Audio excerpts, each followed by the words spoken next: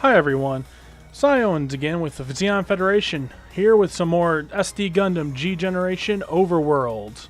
Where we left off, we just completed the mission, Those Who Called for More, based on the world of Gundam Seed Destiny. Now next, we'll be moving on to the mission, The East is Burnin' Red, which is based off the very first alternate universe series of Gundam, known as G Gundam. And I am super excited to play it because this is one of my first ways of being introduced to Gundam, is by this over-the-top series.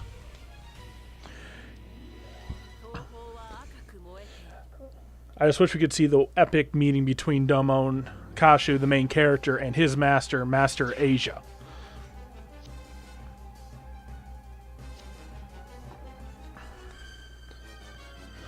Virtually this entire series was to appeal to the shonen fan base, because it was all about a tournament arc virtually, while with underlying tones of a whole other plot of finding a thing called the Devil Gundam. And these machines right here are from the Devil Gundam himself, part of the Dark Army, actually piloted by people infected by it, which virtually ended up being zombies. Oh, the music was so... The music is cheesy 90s goldenness, but it's still good.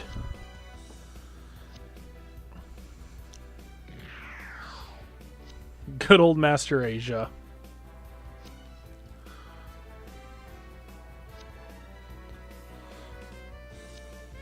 Oh, just listen to that synth version of this.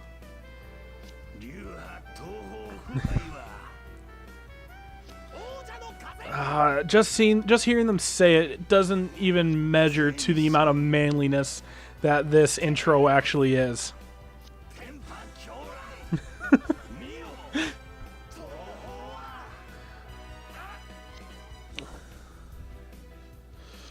Yeah, like they were stating, Domon is was the former student of Master Asia, and Master Asia passed on his title, the King of Hearts, to Domon.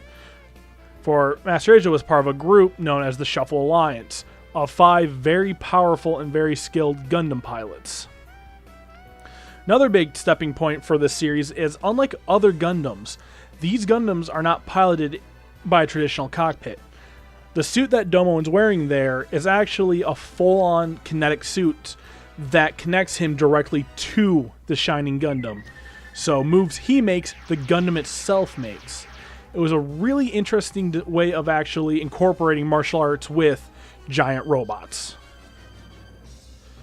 Oh, here we go.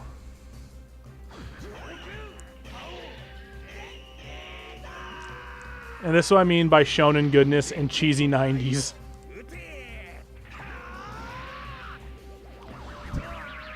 I cannot look at that and not laugh. It is so goofy looking. But definitely a good way of introducing people who may have never even heard of G Gundam, a way to introduce itself, because that is a lot of it. Alright. I will say, when it comes to anime, a lot of people have different opinions of if is it better subbed or dubbed, which you can make an argument for either side. But I will say this, if the dub for G Gundam is so much better than the sub, just because the voice actor they got for Domon is hysterical. Alright, well that's easy enough. We just have to defeat 10 of them within 3 turns. We can do that. So let's move up, get into position to attack, sort it out. Let's see here. Let's try out our new Gundam Astray. So we have the Gebra Straight Katana. We still have the built-in Gatling Beam Rifle. Photoelectric Sphere. Well, let's just go with this bad boy and see. And I will say the animations for the Death Army in this one are just hysterical looking.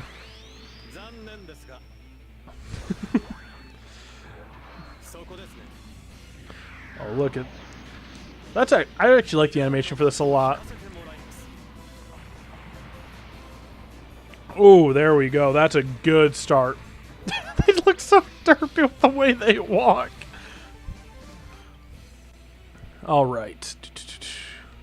So we got one almost dead. We have... No, we just got the Strike Rouge. Let's try this bad boy out. So, wow, we have a very limited skill set here. So let's just hope that... Well, the Beam Saber should. Like I said, I do appreciate this series in the simple fact that even though it's just regular Beam Saber attack, it was still unique even if this thing is based just off the Strike Gundam. And I have to appreciate that. So we still got these guys here. Let's do the beam rifle. Let's see if that has a different animation.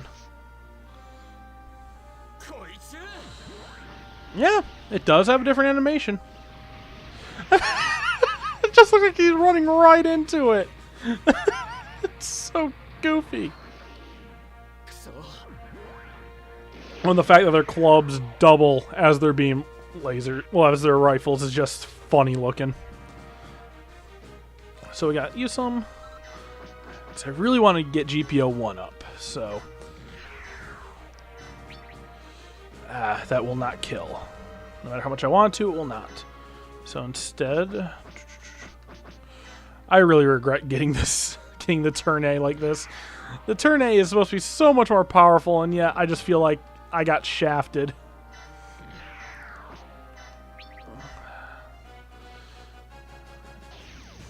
I mean, it could also be, too, we don't have the right pilot for it. Because that is a major key in a lot of games, too, like this. There we go. Now we can guarantee... their derpiness. Now we can guarantee GPO 1 destroying this guy. Why? Why run? Why do the Naruto run?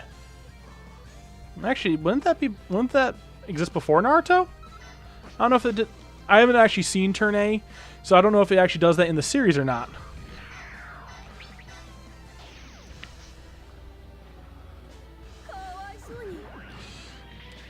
Come on, hit.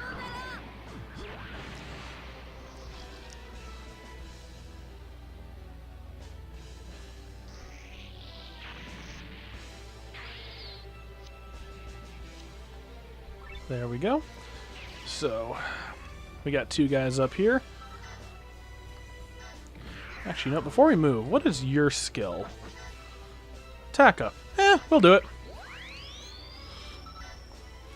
Because we want to try to destroy as many of these guys as we can. Oh, this is a classic. So, the Shining Gundam has a built-in system for a thing called Hyper Mode, which it releases its true potential, and Domon can only activate, though, when he's at the peak of his anger. So let's see if he actually does any of the reminiscent motions.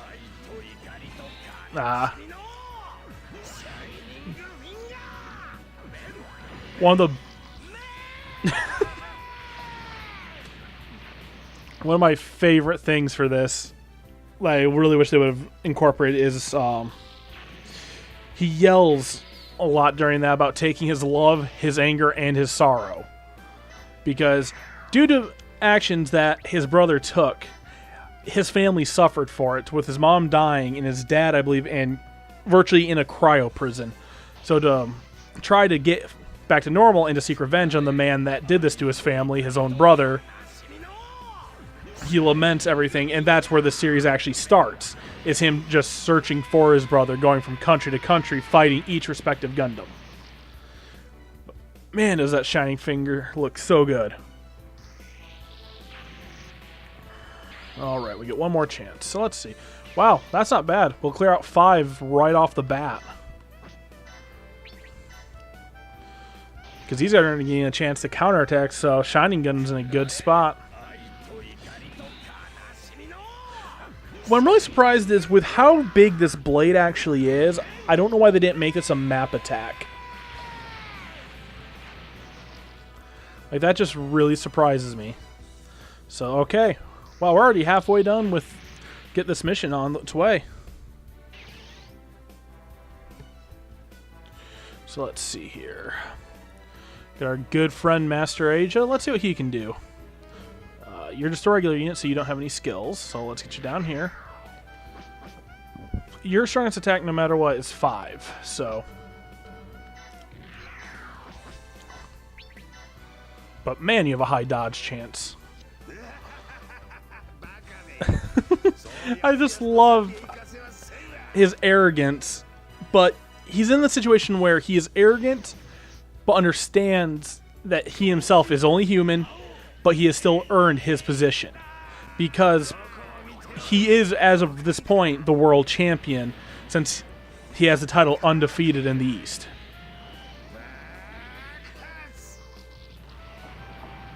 And no matter even if we didn't do a lot, I mean, that's still good damage right off the bat. And he missed. Let's see. So, and we still have units to spare. Yeah, we just got 3 guys all fresh, ready to go. So, move you in there. Use that on you. Because, you know, so far this has been a pretty easy mission compared to the last one. Let's hope that's not jinxing ourselves. It's so funny looking.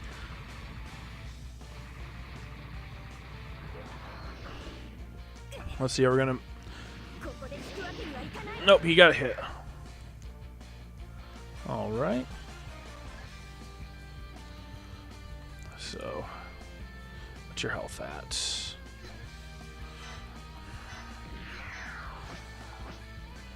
You only have 35 on that, but Katra's melee is really high, so let's try it.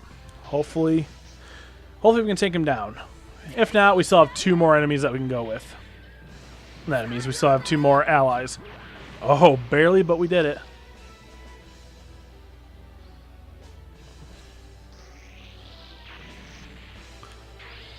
Okay. So now we still have our Phoenix Zero. Bring you out.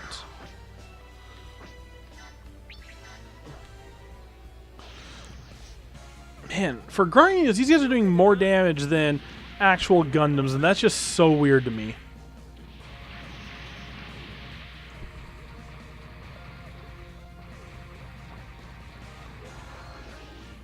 Come on, miss, miss, miss, miss. Nope, hit.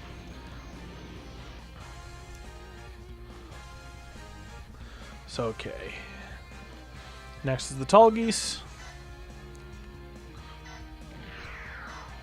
And our Dobergun's gonna hit him. Which one do we want to use? You know what? We'll try to vaporize him. Actually, it'll be a guaranteed vaporization. Because we'll have Katra here backing him up.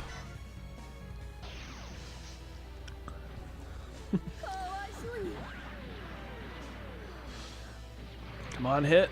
Ah, not what I want to see.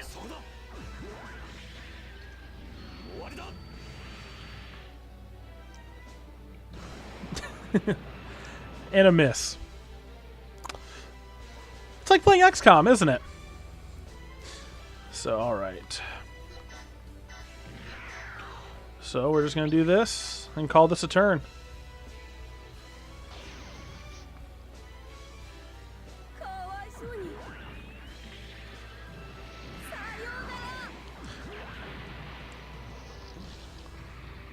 You know, with how much I've seen Gundam, I can still never understand why GPO-1 and GPO-2 were ever made. Because they appear technically 4 years after the end of the 1 Year War. And with GPO, like, it just doesn't make sense why you would make machines like this during a time of fragile peace. Alright. Yeah, we'll let them attack. It's just, we still have plenty of health.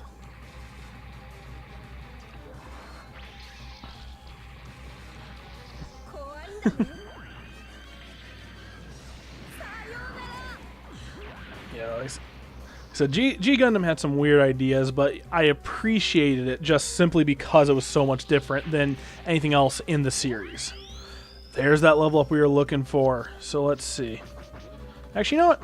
We're gonna make you attack a lot harder. You know what? No matter what attack we use, we're gonna kill him. It looks like. So we'll just do a regular melee and not burn as much energy up.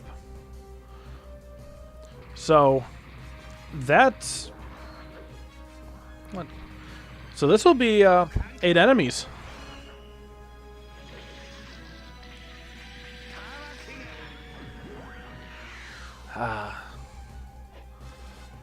So we have 8 enemies already down for the mission. Oh, you dare attack the master. Don't you know what that means? Let's see. He's gonna fire. He's gonna miss. And we're gonna turn ourselves into a giant spinning ball of death. The animation. I just love it. If I saw that coming at me, I would just get out of the way. Like there'd be no reason for me to even be near him. So okay. So we are already in a really good spot. So how's everyone's health plan? You're the only one that I'm really worried about, so let's move you up. I want to still keep a tight formation going, but I want to pull that ship up. So we'll move you there. That makes no sense that the scattered particles, the stronger attacks, didn't have a better chance of hitting. That doesn't make sense to me.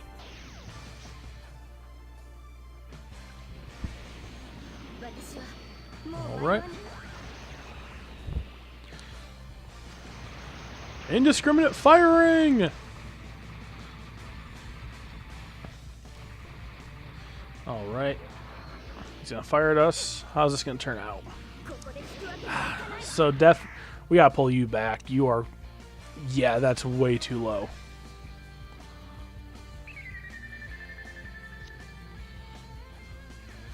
I don't care if you can still fight, you're a liability at this point. Move the tall geese over here. I like the tall geese, but it has such a low move pool that it does make it harder to use. Especially because 2 of the attacks are virtually the same, just one is a bullet, one's a laser, so they hit the same radius.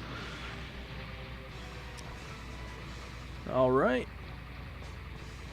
Let's see him fire. He's going to hit the tall geese. Yep.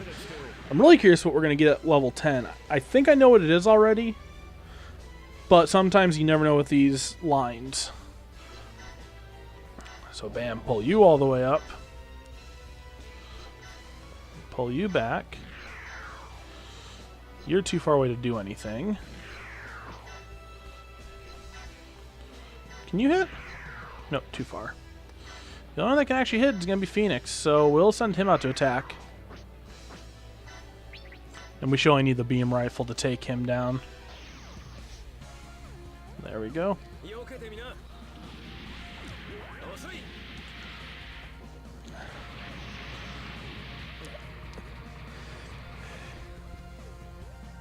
There we go.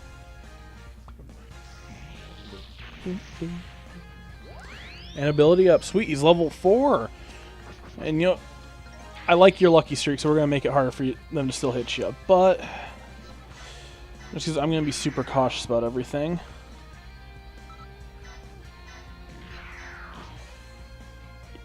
You know, with him having such a low health pool right now, I'm going to do it. I'm going to go with the good old classic.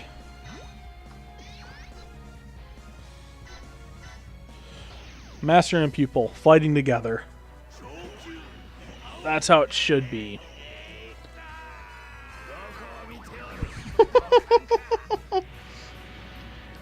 Looks so funny. Till this very day, it will always look funny. There he goes. And now we can see the original Shining Finger.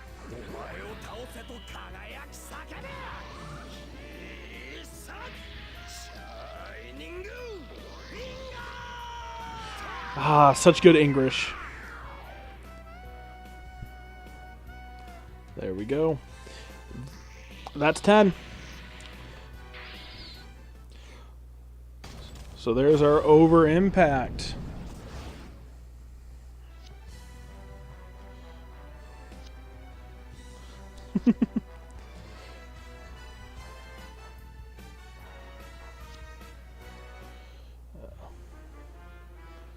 Now who's spawning in?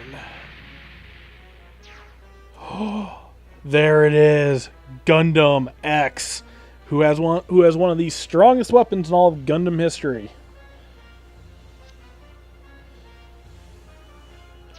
We got there, enemy battleships. Now that's not nice. Why are you spawning that near us? And more enemies over there. Alright. Yeah, virtually Gundam X is from a post-apocalyptic world after a massive war. And mobile suits are seen as precious resources. So a Gundam alone is worth its weight in gold.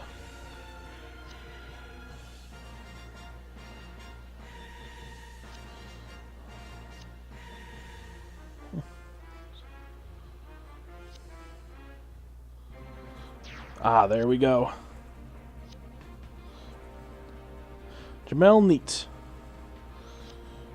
who is an amazing captain and one of the few actually I think maybe the only captain, now that I think about it, that actively pilots a Gundam or a mobile suit in general.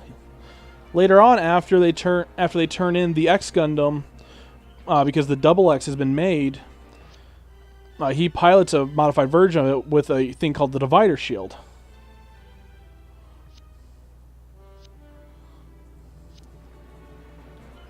What's not good?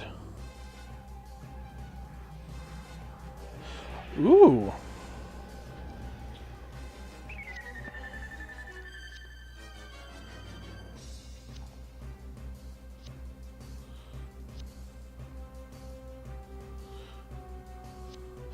So, this is actually a really interesting way of doing this. I actually like this integration really well here. Virtually, Tifa is their world of the new type, and what she's doing here is she's sensing Master Asia and his actual intent. Master Asia is not being controlled by the Devil Gundam or Dark Gundam. He's chosen to ally with it, and during this actual mini arc of G Gundam, this is where it's revealed. But I like how it's revealed here really well, because it's using both sides, like it's using a good combination of the two worlds mixing. Whereas, like in the last mission with the Unicorn Gundam, which was almost treated like its own separate battle, just happening in the same vicinity. All right.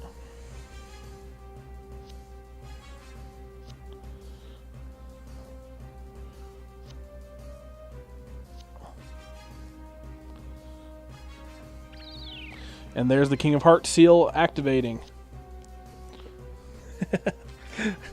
His mantra anytime he used Shining Finger. So it's our break trigger. So we have to defeat Master Asia, but we want to defeat him with the Shining Finger. And what's the secret unit coming in? Oh boy.